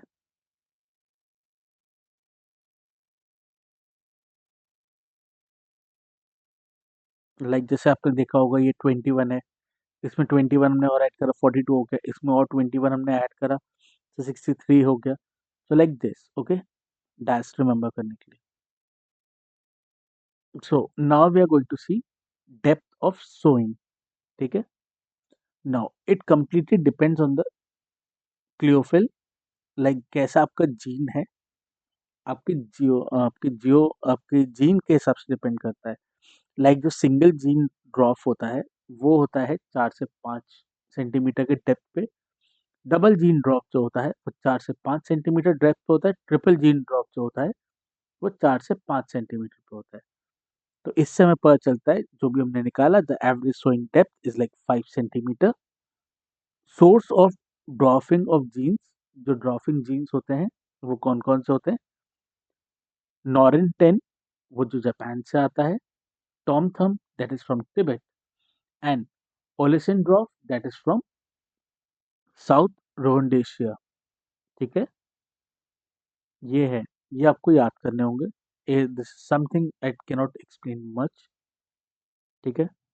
Now the variety on dwarfing genes, इसमें हम देख सकते हैं क्या क्या चीजें हैं। सबसे पहले हमारे लर्मन रोहो 64A आता है। फिर हमारे पास सुजाता आती हैं। जी हाँ, Sujata. Then comes the Girija. Then comes Sonalika susceptible to Karnal blown. ठीक है। फिर डबल जीन ड्रॉप हमारे पास आती है, that is Kalyan Sona susceptible to all the rust, जो रस्ट आपके होते हैं उनके लिए। सुनारो 64, that is Chhoti Lerma. Arjun, Janak and H D 2329 is a key variety for the green revolution के टाइम के थे। Now the triple gene dwarf is like Hira Moti and Lal Badshah. Mutant आपके Sharbati, Sonora, Pusa and love. So now we are going to see the fertilisers. Fertiliser एक अलग उसमें आना चाहिए था, जो फर्टिलाइजर रिक्वायरमेंट होती that is 120, 60 and 40 kilograms per hectare. NPK, NPK आपको पता होना चाहिए। NPK is like nitrogen, phosphorus and के स्टैंड्स फॉर पोटेशियम। ओके। मैं एक आपको जल्दी से चीजें बता देता हूँ एनपीके का क्या होता है। नाइट्रोजन, हमें फॉलिएज की जरूरत होती है। जो हमारे फॉलिज हैं उनको नाइट्रोजन चाहिए होता है। फॉस्फोरस चाहिए होता है हमारे रूट्स को एंड फ्लावर के डेवलपमेंट के लिए। एंड पोटेशियम जो कि के है, वो ओवरऑल हेल्थ और स्ट्रेस रेजिस्टेंस देखता है। ठीक है। एनपीके की फुल फॉर्म मैं आपको बता चुका हूँ एंड क्या क्या चीज़ें कैसे होती है वो बता चुका हूँ। नाउ नेशनल एवरेज यील्ड जो हमारी होती है वो होती है 22 quintal per hectare. Okay, 22 quintals per hectare. Now we will see the map. Major areas Punjab, Haryana, Uttar Pradesh, ठीक है, मध्य प्रदेश। अदर एरियाज आपके यहाँ पर हैं, गुजरात में थोड़े से हैं, राजस्थान में थोड़े से हैं, थोड़े से हम बिहार की तरफ देखते हैं। Okay. So now we are going to see the millets. अब हमारे पास तीसरा कौन सा आता है? मिलेट। मिलेट्स कौन सी क्रॉप होती है? हमने सर्दी देख ली, हमने मानसून देख लिया। अब आपके पास आते हैं वार्म वेदर वाले क्रॉप, जिनकी ड्यूरेशन होती है शॉर्ट। ठीक है। सो मिलेट्स क्या होते हैं? Short duration crop, warm season crop हुए। They are called as coarse grain but they are highly nutritious. ठीक है। They are use both as food and fodder itself. आप खाने में भी इस्तेमाल करते हैं, आप उसे फॉडर में भी उसका यूज करते हैं। मेनली ये खरीफ क्रॉप होती है जो मानसून क्रॉप कही जाती है। उगाते इसे हम मई से जून अगस्त के बीच में है। हार्वेस्ट होता है ये अक्टूबर से नवंबर के बीच में। ठीक है। अगर हम बहुत ट्रेडिशनल देखें, मतलब बहुत ट्रेडिशनल बातों में अगर मैं चलूँ, तो ट्रेडिशनली ये पुअर और रूरल हाउस होल्ड में खाए जाते हैं. Now it is gaining the importance in nutrient in like nutri cereals. जैसे कि पहले आपको ज्वार, बाजरा, रागी, कोरा, कोडू, कुटकी, हरका, बाउती या राजगिरा, ये आपने बहुत चीजें नाम जो सुने होंगे, यहाँ पे ये नाम लिखे हुए हैं, ये नाम आपने गाँव में सुने होंगे, ये आपने अब नहीं सुने होंगे. Now you are getting multi millets cookies and all those things. So अब ये इंडिया में शहरों की तरफ आए हैं क्योंकि पता चला है कि भैया ये भी खाए जाते हैं. These are also good. तो हम धीमे धीमे इसको लेकर आए अपने पास. ठीक है, तो जल्दी से हम इसे पढ़ते हैं, फिर हम इसके कैरेक्टरिस्टिक्स देखेंगे, एरिया एंड इम्पोर्टेंस हम इसके बाद देखते हैं. ठीक है. So millets are the short duration warm weather crop. These have coarse grain crop and are used for both food and fodder. These are kharif crop sown in May and August and harvested in November to October. October to November. Okay. So millets are mostly consumed by poor people as their staple food. क्यों? क्योंकि पुराने time चला आ रहा है. In India, lots of millets are grown and they are also known as local names. किसी का ज्वार, किसी का बाजरा, रागी, कोकरा, कोंडन, कुटकी, हरका, बाउटी एंड राजगिरा. ठीक है. इन इंडिया ज्वार, बाजरा, रागी सबसे ज्यादा उगाए जाते हैं. But unfortunately area under these crop are has disastrously reduced over the year. धीमे धीमे उगाना इसको कम करा जा रहा है, एरिया इनका कम होता जा रहा है. ठीक है. Now the area and importance. So millets में जैसे आपने देखा कि सबसे ज्यादा कौन से उगाए जाते हैं, ज्वार, बाजरा, रागी. ठीक है, सबसे ज्यादा एरिया इन्हीं का होता है. और ये डिक्लाइन क्यों हो रहा है? आपको ऐसा नहीं लग रहा कि यहाँ पे, ये मत सोचिए कहीं पे आपको इंडस्ट्रियलाइजेशन देखने को मिला इसलिए नहीं, क्योंकि लोग वीट और राइस ज़्यादा कल्टीवेट कर रहे हैं, इसलिए ज्वार जो कि मिलेट्स हैं वो कम उगाए जाते हैं. मिलेट्स की खासियत क्या है? मिलेट की खासियत ये होती है, वो ड्रॉट रेजिस्टेंट होते हैं. मैं आपको जैसे बार बार बताता हुआ आ रहा हूँ, ड्रॉट रेजिस्टेंट है, लो इनपुट क्रॉप होता है, पुअर सॉइल जो आपकी हो जाती है उसमें बहुत अच्छे से काम करता है. खाने में अच्छाई क्या है, ये रिच है प्रोटीन में, फाइबर में, आयरन में और मिनरल्स में. ठीक है. इनका क्लाइमेट रिक्वायरमेंट अगर मैं आपको बताऊं, आइडियल टेम्परेचर इनके लिए 27 टू 32 डिग्री सेंटीग्रेड होता है टेम्परेचर. रेनफॉल इनको चाहिए होता है 100 से 50 सेंटीमीटर, बहुत है इनके लिए. It's like very very much enough. Drought resistant होते हैं इसलिए इनके लिए इतना बारिश काफ़ी है. ड्राई एरिया में अच्छे से उग जाएंगे. ठीक है. अब देखते हैं सॉइल, ये ग्रो कहाँ कर सकते हैं. अगर ये ड्रॉट है तो इनका मतलब कि ये इंफीरियर लेवल ऑफ एलुवियल और लोम सॉइल दोनों में उग सकते हैं. इनको ज़्यादा रिक्वायरमेंट नहीं चाहिए. ये सेंसिटिव नहीं है, सॉइल में अगर डेफिशिएंसी है तो हम नहीं उग पा रहे हैं, कैसे भी उग जाएंगे. ठीक है. काइंड ऑफ हम मान सकते हैं एक रफ एंड टफ क्रॉप है ये. ठीक है, दैट इज मच बेटर. अब सॉइल प्रेफरेंस क्या है? जो ज्वार होता है या सोरगम, वो आपके रेन फेड एरिया में उगाया जाता है. जो मॉइस्ट एरिया होते हैं जिसमें लिटिल या बिल्कुल कम इरिगेशन हम देखते हैं वहां पे. बाजरा, जिसका दूसरा नाम पर्ल मिलेट भी कहा जाता है, वो कहाँ उगाया जाता है? वो सैंडी सॉइल या शैलो ब्लैक सॉइल्स में उगाया जाता है.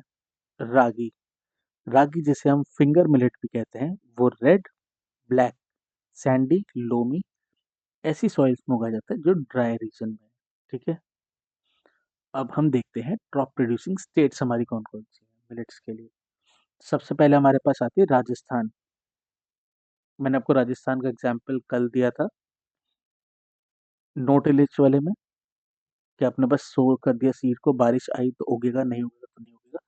तो उसने जो डाले थे वो थे मिलेट्स. ठीक है. तो सबसे पहला मिलेट आपका उगता है राजस्थान में, फिर आता है कर्नाटका, फिर आपका आता है महाराष्ट्र, फिर आता है मध्य प्रदेश, फिर आता है उत्तर प्रदेश. अब हम चलते हैं ज्वार की तरफ. ज्वार आपका क्या था? सोरगम. ठीक है. सोरगम कहाँ उगता है? महाराष्ट्र, कर्नाटका, मध्य प्रदेश, तमिलनाडु, आंध्र प्रदेश। ठीक है, अब हम चलते हैं बाजरा की तरफ। बाजरा क्या था? ये हो गया आपका राजस्थान में। आई एम सॉरी, हमें पेज चेंज करना होगा।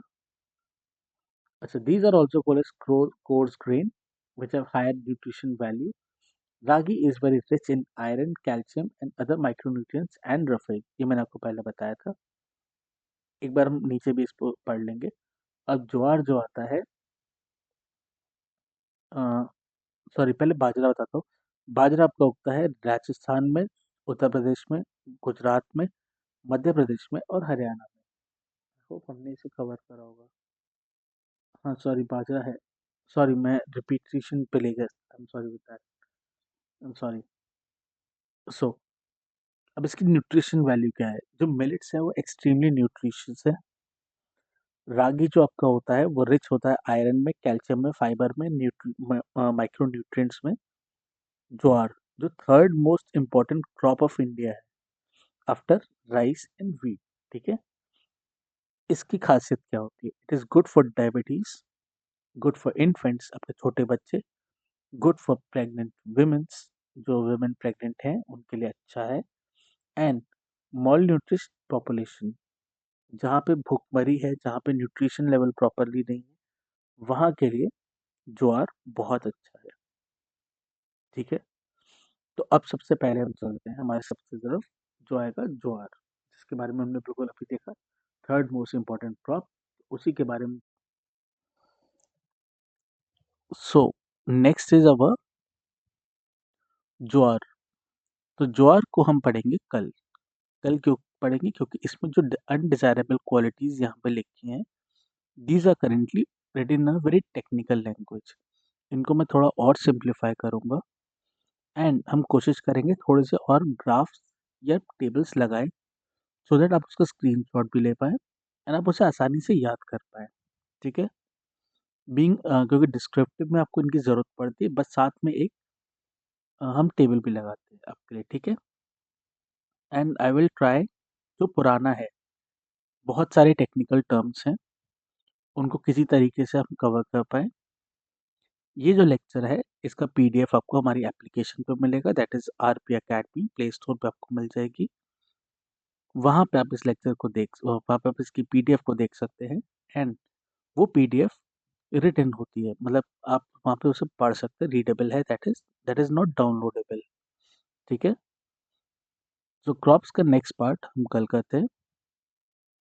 Till then take care, please do share, like, subscribe, and कोई भी आपको डाउट्स हो वो आप कमेंट में लिख दीजिएगा, we will take the consideration, and we will try कि हम इसके कुछ शॉर्ट्स भी बना पाए, सो दैट डिफरेंट आपके जो क्रॉप्स हैं वो आपको थोड़ा इजीली एक्सप्लेन में आ जाए। ठीक है, thank you, have a nice day.